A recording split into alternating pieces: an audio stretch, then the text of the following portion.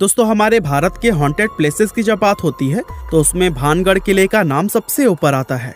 राजस्थान में मौजूद इस 500 साल पुराने किले का लोगों में कुछ ऐसा खौफ है कि यहाँ पर लोग दिन में भी जाने से कतराते हैं और यहाँ तक कि कहा जाता है कि रात के समय में जो कोई भी इस किले में जाता है वो फिर कभी भी वापस लौटकर नहीं आता।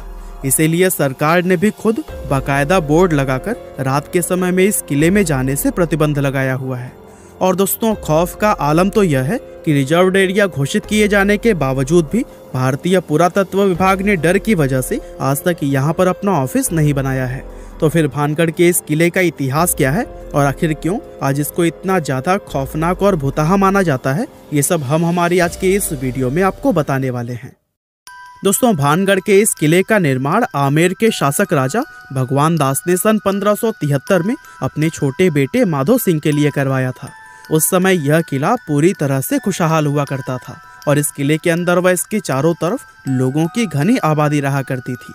लेकिन फिर अचानक एक ऐसी अनहोनी हुई जिससे कि इस किले की खुशियां हमेशा के लिए खत्म हो गई और एक समय खुशहाल नजर आने वाला यह विशाल किला एक भुतहा जगह में बदल गया।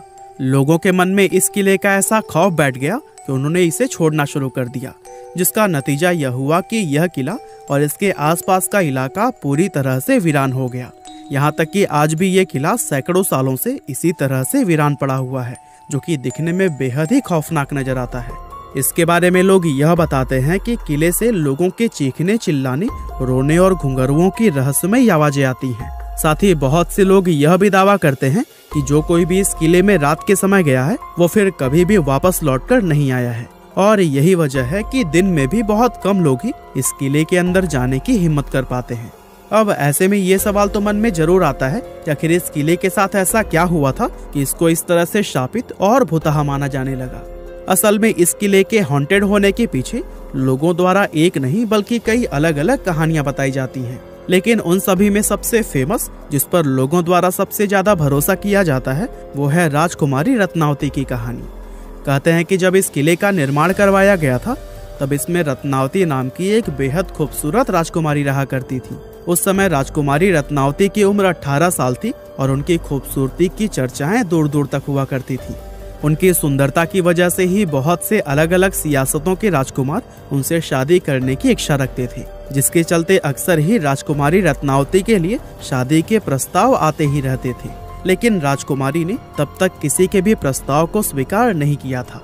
अब एक बार राजकुमारी अपनी कुछ सहेलियों के साथ खरीदारी के लिए बाजार गई हुई थी और बाजार में वो इत्र की एक दुकान पर रुकी और वहां से अपने लिए इत्र खरीदने लगी। इतने में ही उस दुकान से कुछ दूरी पर खड़े सिंघिया सेवड़ा नाम के एक व्यक्ति की नजर राजकुमारी पर पड़ी। सिंघिया सेवड़ा उसी राज्य का रहने वाला था और वो काले जादू का महारथी माना जाता था। राजकुमारी रत्नावती की सुंदरता को सिर्फ एक नजर में देखते ही सिंघिया उन पर पूरी तरह से फिदा हो गया और वो टकटकी लगाए राजकुमारी को घूरता रहा और उसी पल उसने अपने मन में यह तय कर लिया कि वो राजकुमारी को किसी भी कीमत पर हासिल करके रहेगा। अब चूंकि वो तंत्र मंत्र और काला जादू जानता था, इसीलिए उसने राजकुमारी के पसंद किए हुए इत्र की बोतलों में से एक बोतल चुपके से उठाई और उस बोतल पर कुछ तंत्र मंत्र करके उसे धीरे से वापस उसी जगह पर रख दिया। असल में वो अपने तंत्र विद्या की मदद से राजकुमारी को अपने वश में करना चाहता था और उसका ये प्लान काफी हद तक सफल भी हो गया, क्योंकि राजकुमारी ने उसे इत्र के साथ छेड़छाड़ करते हुए देखा भी नहीं था।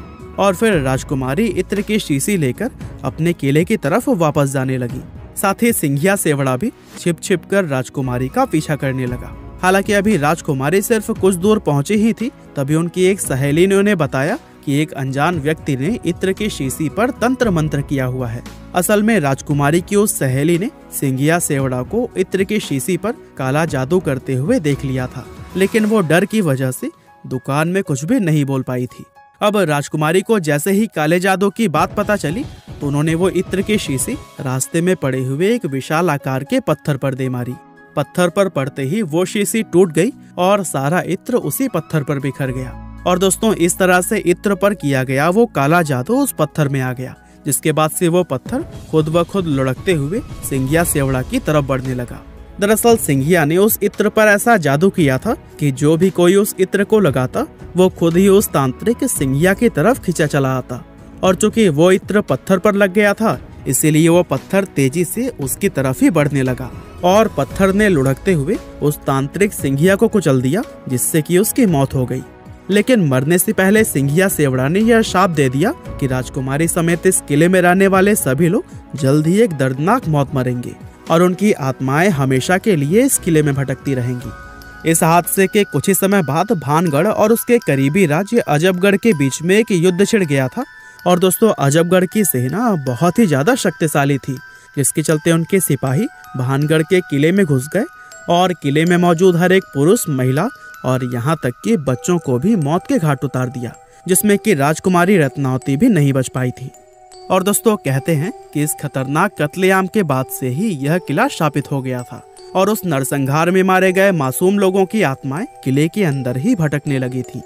दरअसल किले के आसपास रहने वाले लोगों को अंदर से अजीब अजीब आवाजें आती थी और साथ ही किले की तरफ जाने वाले लोगों के गायब होने की घटनाएं भी अक्सर सुनने को मिलती रहती थी। और दोस्तों, इन सभी चीजों के चलते ही किले के आसपास रहने वाले लोगों ने भी अपनी बस्तियां छोड़कर दूसरी जगह पर रहना शुरू कर दिया और देखते ही देखते यह किला और इसके आसपास का इलाका पूरी तरह से वीरान हो गया। इसके अलावा दोस्तों, इस किले के भुतहा होने के पीछे एक और कहानी यह भी बताई जाती है कि जिस समय यह किला बनाया जा रहा था, तब इस किले की जमीन के पास ही बाबा बालकनाथ नाम के एक साधु रहा करते थे। और बाबा को जब इस किले के बनने की खबर मिली तो उन्होंने राजा भगवान दास के पास यह संदेश भिजवाया कि वे अपने किले को इतना ऊंचा न बनवाएं कि उसकी परछाई मेरी कुटिया तक पहुंच जाए। अब राजा भगवान दास ने बाबा की उस बात को गंभीरता से नहीं लिया और जब यह किला बनकर तैयार हुआ तो इसकी परछाई बाबा बालकनाथ की कुटिया तक पहुंच गई। और दोस्तों, उस परछाई को देखकर बाबा क्रोधित हो गए और गुस्से में उन्होंने श्राप दिया कि भानगढ़ पूरी तरह से तबाह हो जाएगा। और दोस्तों, बहुत से लोग आज यह भी मानते हैं कि भानगढ़ किले की यह हालत बाबा बालकनाथ के उसी श्राप की वजह से ही हुई है। इसके अलावा एक कहानी तो यह भी बताई जाती है कि भानगढ़ में एक युद्ध हुआ था, जिसमें कि भानगढ़ के सिपाही पूरी तरह से हार गए थे, लेकिन भानगढ़ के राजा और उनके परिवार के दूसरे लोग अपनी जान बचाकर वहां से भागने में कामयाब रहे। अब चूंकि उन लोगों ने किले के अंदर अपना काफी सारा खजाना छिपाया हुआ था, इसीलिए दुश्मनों से उस खजाने को बचाने के लिए एक झूठ फैलाया गया कि यह किला पूरी तरह से शापित है और अगर कोई व्यक्ति इस किले में जाएगा तो उसकी तुरंत ही मौत हो जाएगी। और दोस्तों, इस तरह से खजाने को बचाने के लिए फैलाई गई यह अफवाह लोगों ने सच मान ली और भानगढ़ का यह किला हमेशा के लिए हॉन्टेड समझा जाने लगा। वैसे वजह चाहे जो भी रही हो, लेकिन इतना जरूर है कि इस किले को भुतहा बनाने में हमारी सरकार का भी काफी हाथ रहा है। दरअसल कानून में भूत, प्रेत, पिशाच और बुरी आत्मा जैसे किसी भी चीज को कोई जगह या फिर मान्यता नहीं दी गई है और आज तक किसी भी कोर्ट ने अपना कोई भी फैसला भूत प्रेत को ध्यान में रखकर नहीं सुनाया है। इसके बावजूद भी सरकार द्वारा किले के बाहर बोर्ड लगाकर उस पर लिखना कि रात में इस किले में जाना मना है और भारतीय पुरातत्व विभाग का यहाँ पर अपना ऑफिस न बनाना, ये सभी चीजें कहीं ना कहीं इस बात की तरफ इशारा करती हैं कि हमारी सरकार भी भूत प्रेत में विश्वास रखती है। और दोस्तों, सोचिए, जब सरकार की तरफ से ही ऐसे कदम उठाए जाएंगे तो फिर जाहिर सी बात है कि आम लोग तो इस किले को सच में ही शापित समझेंगे। वैसे आपको क्या लगता है, ये किला सच में भुतहा है या नहीं? और क्या आप लोग भूत प्रेत आदि में विश्वास रखते हैं? हमें कमेंट करके जरूर बताइएगा। आपका बहुमूल्य समय देने के लिए बहुत बहुत धन्यवाद।